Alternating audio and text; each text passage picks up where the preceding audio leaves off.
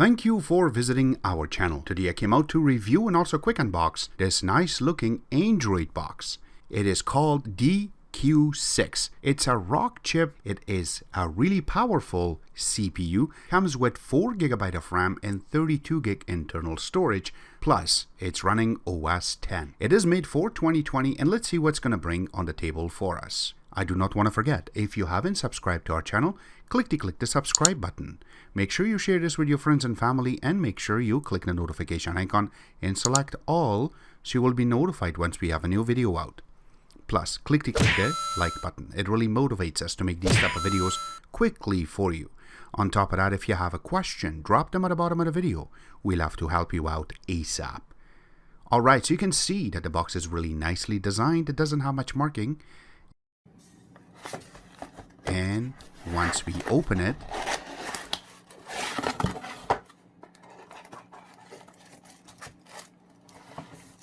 and we take everything out, here are all the components. Here is the user manual. It has a lot of information in it that we will try to cover in this video. Now going through it, it has the connections. Going next is the installations step by step. Also it says key features, and going in the back is multi-screen interactions. Now if we go a little bit more inside, they also have the screencasting and how it functions, and also new functions. So we will try to cover most of these in this video. The next thing that is part of this is the power adapter. Now this is 5 volt 2 amps. This part is created for Canada and United States, and the connector part is a little bit bigger than the usual for the other boxes. The next part is the remote itself. Now this is an IR remote. We will take it out of the plastic to show you a little new features. Now remember, we are in 2020. This is an IR remote. We really wanted it to get a air mouse remote. I know that it has the IR sensor on the top, and you have the remote designed a little bit different. So the power's there, also menu, home, 4-way navigation key with the OK in the middle, also have a huge return key, and then volume down, volume up, and the static mouse. It's really nice. Again, the design is nice. Going in the back, you have a little part you can open, and then now we can put 2 AAA battery, which is not included in this box itself. It also comes with a little antenna, which we will connect in a few seconds. And here's the big moment, the box itself. It is inside of a nice plastic, and the way that they have placed it inside is nice. It is not cut, so we will just go to it. And here, this is how it looks. This kind of reminds me of one of the older boxes a few years ago that came out. It was done by Rockchip, and it was selling under the name of Zap TV. But let's just put this through and check it out. So here's the box. It's really nicely designed. It has the name on the top, which is DQ6. And then when you look in the front, it has a nice little part for LED. And this part will also show time or when it turns on. You can see that it is see-through. And once you go to the right-hand side of it, it has some holes for ventilation. And then you have a little connection for the antenna, which we will connect in a few seconds. Go into the back part of it, you have a little hole for AV. Also, there's an optical audio, so you can connect it to your stereo system. You have a LAN connection, which is 10100, and then you have a HDMI connection, and you also have a DC connection, which is 5 volt 2 amps. Going on the other side of it, you have one USB 2.0 and one USB 3.0. You have a TF card reader, which is micro TF card reader, and that can read up to 64 GB. Going to the bottom part of it, has a lot of holes for ventilation. It does have little 2 holes so you can connect it to a wall using nails or screws. Also, you have a sticker in the bottom, which will give you your MAC address and serial number, and also it will tell you how many gigabyte of RAM and also internal storage it have, the model number, the CPU name, and also Wi-Fi is written underneath of it. Now it does have 4 little legs so you can stand up. Alright, so let's get this connected. So first, always connect your HDMI and then the power. Now once you flip it to the front, I like that. It actually shows you, it says boot, and now it shows the 00s. That means it's booting up. And this is what you will see as this screen right here. And now there is no welcome screen. So there are certain things I'm going to go through and explain to you that what I miss and what I really like. So first thing is this launcher kind of gives you the same feeling that you're going to use Android TV OS, but it is not. And it also going to give you the same type of similarity as Buzz TV after they went to 4000 and onward, or kind of looks the same as the Fire TV. The only thing is that they have a huge ad on the top and these guys do not. Another good thing that this launcher have, which other boxes do not have, this background could be changed. And when we go through it, we will help you out and show you how that is possible. Another thing is that they have a little search on the top. So if your remote is voice activated, you can use it. But the one that comes with it is a regular IR remote, which is not going to be able to process. You do have the settings, also Wi-Fi, or if you connect to Ethernet, this will change to Ethernet, and the time. Now another thing, I saw that the time did not change because there's no welcome screen, so you can set up your time properly.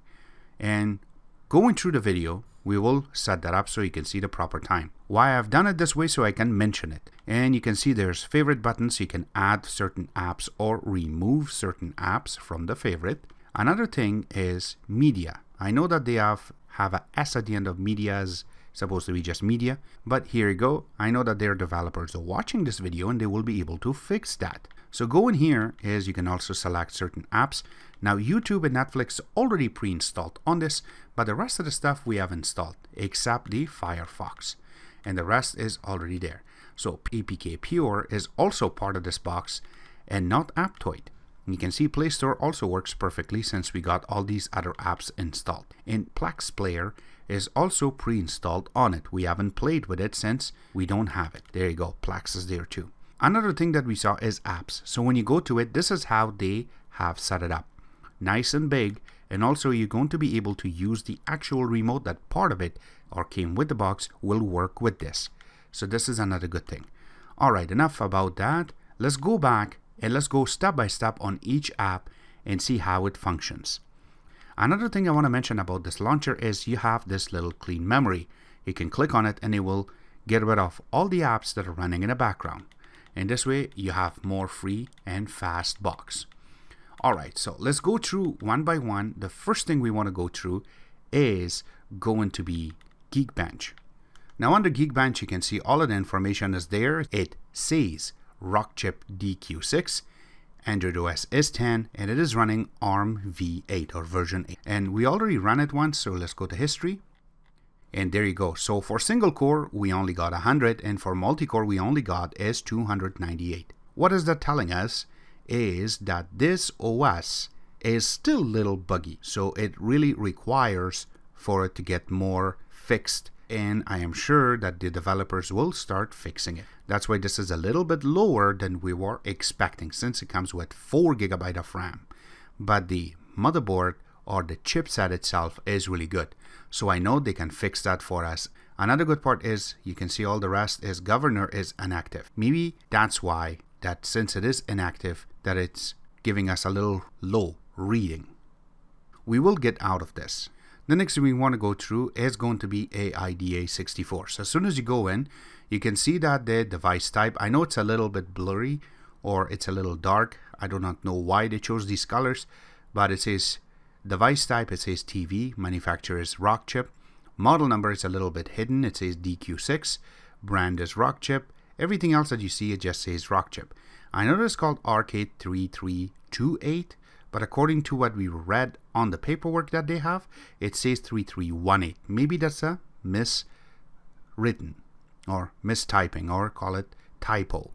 And the platform is still called 3328.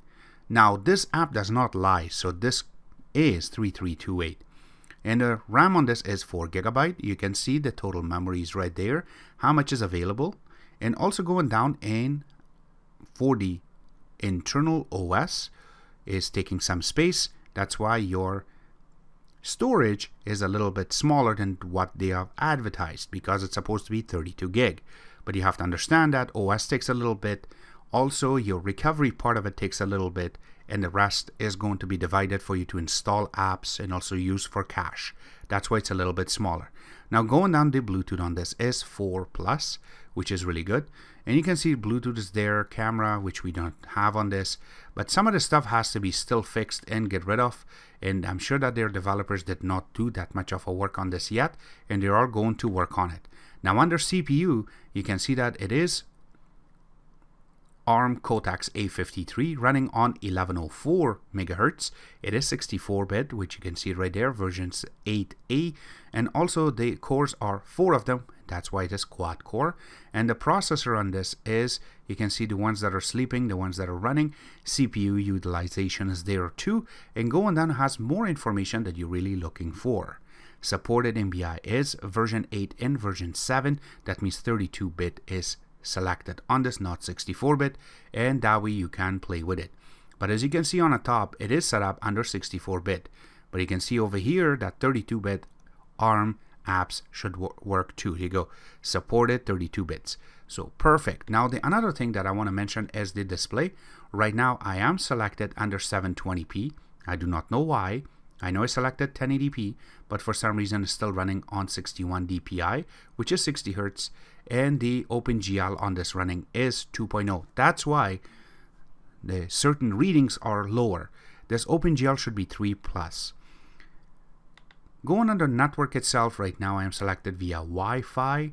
I am running, the frequency is really good, you can see, and you can check a few things over here. The dB is really good too, and it is running a little bit over 24 hours since we wanted to check, and it is selected under 5G band. Perfect.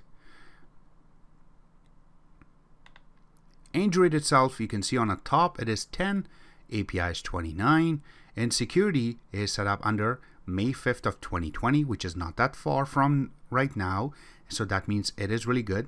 And also build number is all over here, and you can see over here it says 3328. Alright, so going down, it has more information that you're looking for, and the one that I wanted to mention all the time and I want to show you guys is going to be the codecs. So there you go. Once you go to it, you will be able to find your AAC, also the video codecs that you're looking for H.264, H.263, MPEG-4, VP8 is the one, and VP9. So that means is it should support 4K for you natively. So we will get out of this app. The next thing we want to test is going to be YouTube app. So there you go. This is YouTube. This is our channel. But what I want to test is going to be 4K first before we go to our own videos. So if we go through and select this one as a 4K video, so there you go, this is 4K video.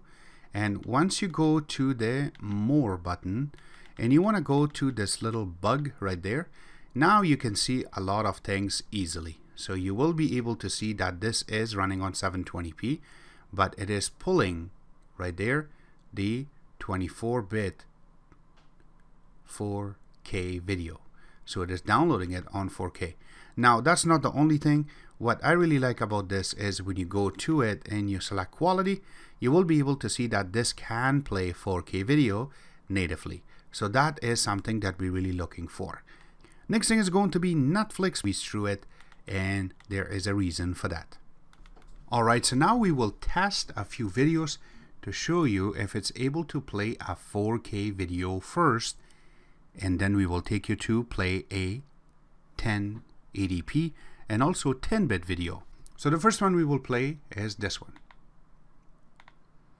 And yes, we are using the VLC player to show exactly how much details it will bring up.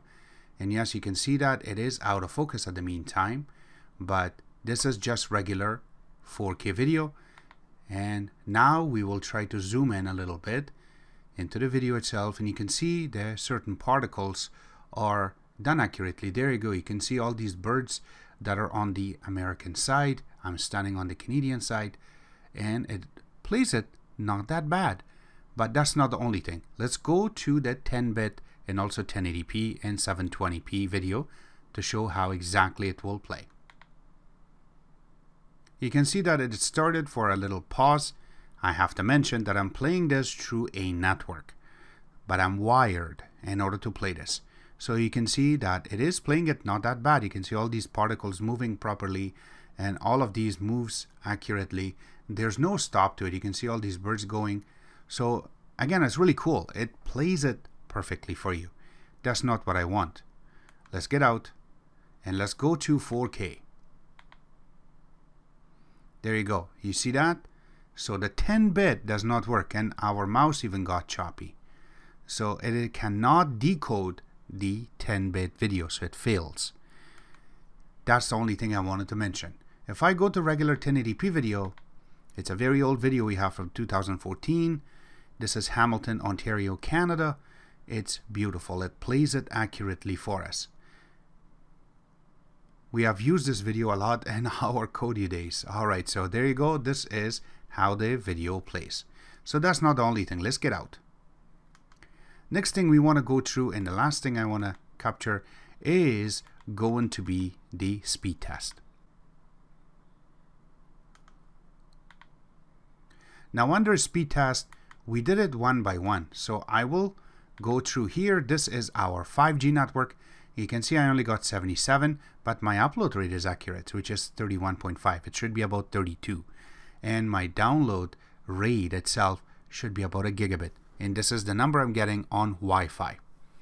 If I go for a second time, I got a little bit lower, and my number for upload also went a little tiny lower. But you can see that the link is not going that much, fluctuation is not happening that much. It was lower, and then it just got up a little bit to about 70, and it stayed there. So it didn't really change. You can see that it went around 67 megabits. Now I went to 2.4, and under 2.4 gigahertz network, my download rate was 31.9, and my upload rate is perfect. You can see that the fluctuation, the way that it happened, it went up to almost 80, then it just dropped down to almost 50, and stayed on 31.9. This for the first one. For the second one that we did, it went to 23.2 for the download, and you can see how much fluctuation going through. That means is how far your network is, and then it will be there for you. It shows it. And you can see my upload rate is accurate, and it doesn't have that much fluctuation like the download had. So there is a little bit of a difference on this. Now when I went to the LAN connection, then it changed. You can see that it does accurate job because this is 10100 LAN, and I'm getting about 95.1, which should not go over 100. So this is perfect. You can see the way that it went up and it stayed there. Now for the upload rate, it was 32.8. It's a little bit over the top of the number that we have, but again, you can see that it directly just went through, and the ping was only 11 milliseconds. And now when we went to the second time, you can see that our upload went up a little bit to 95.2, which is accurate, and then our upload is a little bit lower. This is our download, by the way. This is our upload, and you can see that, it didn't have that much of a change, which again is really good. So this is what we wanted to capture for you guys and show you exactly what type of numbers you're getting. Now I know that I also got Analiti. Now this is not something that we're supposed to play with, but again, when you go in, it automatically goes in and it starts showing you what type of numbers you should get. So I know that I am wired, and the download rate is roughly about 114, 111. You can see that it gets lower, so 110, and now my upload rate is there too. So this kind of shows you on what you can stream from the internet. You can see even 8K is checkmarked right now, which is really good. So that's why I like to keep this on the side, just so that way we can show you guys what else you can do. But except that, this box is not that bad. Only thing is that it cannot play 4K in 10-bit, except that you can play all of your other games and more. I know that you can also play Plex on this, but I have to mention that the Plex on this is mobile, so you will have little issues right here and there, but with a rock chip, you should not have that much problem. Except that it's very inexpensive. Links will be available where you can order this from, and I hope you guys like our video. If you do like it, click the like button, subscribe button on the top, comment in the bottom. Always remember to visit our own website, which is exitex.info. Like us on Facebook, follow us on Twitter, Instagram, and other social networking places, and thank you.